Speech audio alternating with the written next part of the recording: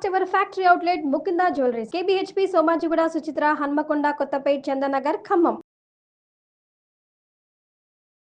గురుగారు నమస్కారం. మహాదేవ. గురుగారు, కార్తీక మాసం అనగానే మనకి తులసి పూజకు ఎక్కువగా ప్రాధాన్యత ఇస్తూ ఉంటాము.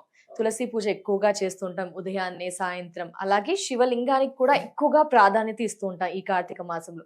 శివునికి కూడా అభిషేకాల్లో కూడా చాలా రకాలుగా చేస్తుంటాం. కొందరు చెరకు రసం అంటారు, చెరుకులతో అంటారు, భస్మంతో అంటారు, తేనె, ఆవు పాలు, చక్కెర, ఇలా రకరకాలుగా చెప్తూ ఉంటారు. గురుగారు, ఏంటి, ఎలా చెయ్యాలి ఎగ్జాక్ట్ గా, వాటి ప్రాధాన్యత ఏంటి, ఎలా చేస్తే మంచి ఫలితం ఉంటుంది అంటారు? తప్పకుండా.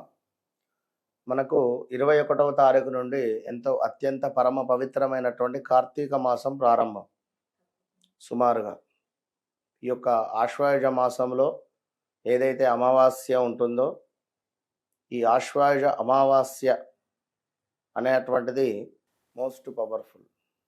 ఆశ్వయుజ అమావాస్య రోజు నాడు విశేషమైనటువంటి మనకు పురాణంలో ఉన్నటువంటిది, మనకేమిటి, శివ పురాణంలో ఉన్నటువంటి ఒక మహోత్తరమైనటువంటి కథ. మరి ఇక్కడి నుండి మీరు అడిగినటువంటి తులసి అమ్మవారి యొక్క పూజ కావచ్చును, అదేవిధంగా ఈశ్వరుని యొక్క అభిషేకాలు కావచ్చును, ఇలాంటివన్నీ ఉంటాయి.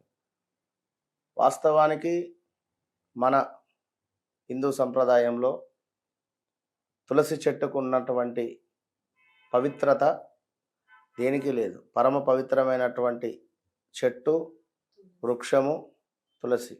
ప్రతి ఇంటిలో కొలువు తీరేటువంటిది తులసి చెట్టు. అట్టి తులసి చెట్టు వద్ద కొందరు శివలింగాన్ని కూడా పెట్టి పూజించుకునేటువంటి వారు ఉంటారు, విష్ణుమూర్తిని పెట్టి పూజించుకునేటువంటి వారు ఉంటారు. ఇట్టి కార్తీక మాసంలో మనకు తులసి చెట్టుకు సంబంధించినటువంటి వివాహాన్ని కూడా ఎవరైతే చేసుకుంటారో, తులసి చెట్టుకు సంబంధించినటువంటి పూజాది కార్యక్రమాలు ఎవరు చేసుకుంటారో వాటన్నిటికీ సంబంధించినటువంటి ఫలితాలు మనము తెలుసుకోబోతూ ఉన్నాం. ఇక పూర్వకాలంలో జలంధరుడు అనేటువంటి ఒక రాక్షసుడు ఉండేటువంటి వాడు. ఈ రాక్షసుడట ఈ జలంధరుని యొక్క భార్యనే తులసిమాత, మహాపతివ్రత తులసి అమ్మవారు. పతివ్రత అంటే దానికి అర్థం ఏమిటయ్యా అంటే, మనకు ముఖ్యంగా కూడా ఇక్కడ చెప్పబడుతున్నది యొక్క శివపురాణంలో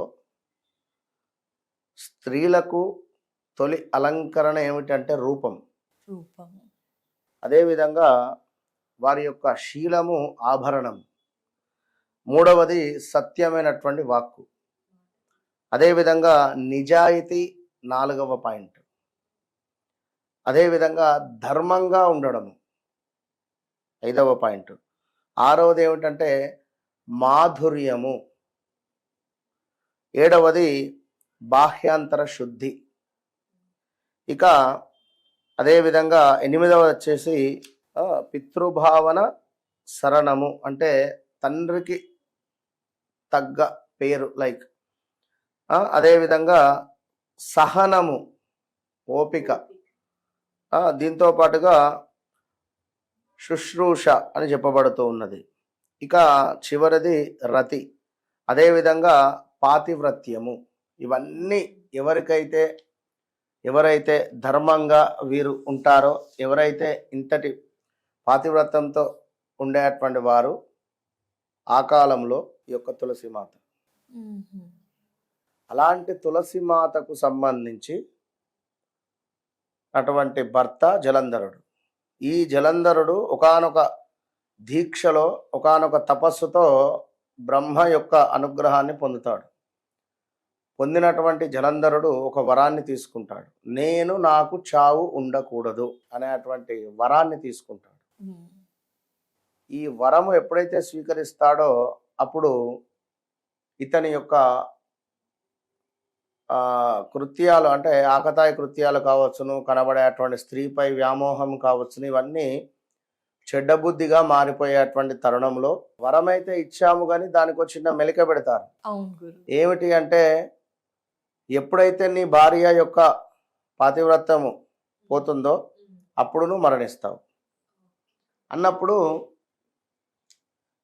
ఆ భార్యను ముట్టుకోకుండానే ఇతను పరస్త్రీ వ్యామోహంతో కావచ్చు లైక్ ఉండేటువంటి తరుణంలో సాక్షాత్తు విష్ణుమూర్తి ఈ జలంధరుని యొక్క రూపాన్ని ధరించి ఆ యొక్క తులసిమాతను చేరువవుతాడు.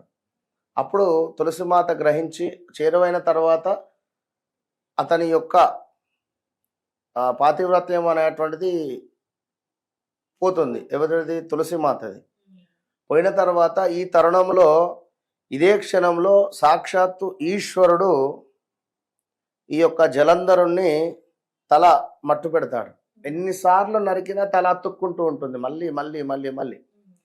సో ఈ తరుణంలో ఇదంతా కూడా ఒక పగడ్బందీగా ముహూర్తం చూసి, అది కార్తీక మాసంలోనే అవ్వడము, కార్తీక మాసంలోనే ఈ విధంగా మన ఆశ్వయుజ అమావాస్య రోజు, ఆశ్వయుజ అమావాస్య రోజే ఈ విధంగా జరుగుతుంది. జరిగినప్పుడు అప్పుడు ఏం చేస్తుంది తులసి అమ్మవారు ఇది గ్రహించి సాక్షాత్తు విష్ణుమూర్తిని శపిస్తుంది, నువ్వు బండలాగా ఉండిపో అని చెప్పి.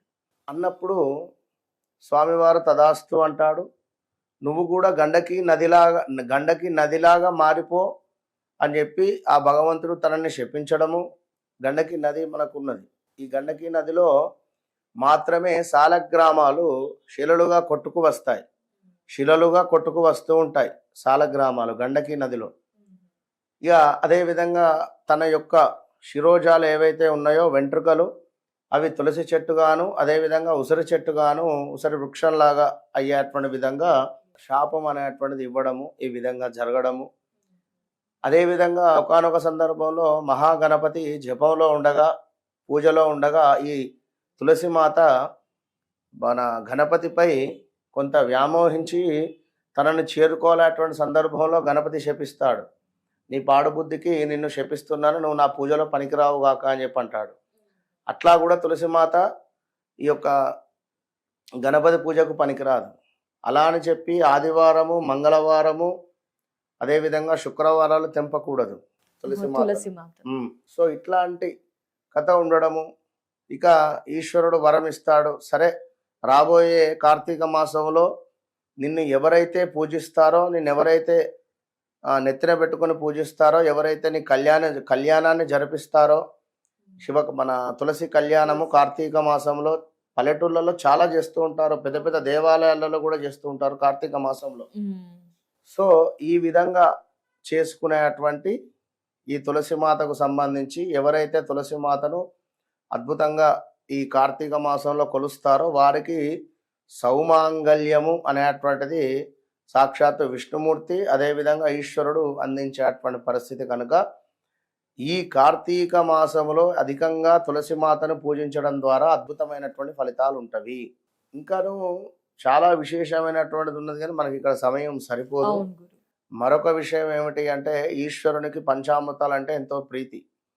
పాలు, పెరుగు, శర్కర, తేనె, నెయ్యి ఇవి ఒక్కొక్క దానికి ఒక్కొక్క మనకు ప్రాధాన్యం ఉన్నటువంటివే కనుక మరొక వీడియోలో పాలు, పెరుగు, చక్కెర, తేనె, నెయ్యి వాటికి ఒక్కొక్కటి అభిషేకం చేయడం ద్వారా ఏ ఫలితం అనేటువంటిది మనం చెప్పుకుందాం. ఒకటి చెరుకు రసం అని మీరు అడిగారు. చెరుకు రసం కానీ భస్మంతో కానీ, అంటే భస్మముతో ఎవరైతే రోజు అభిషేకం చేస్తారో వారి పాపాలు హరించుకుపోతవి. భస్మంతో కూడా చేయొచ్చు అభిషేకం చేసేటువంటి వారి.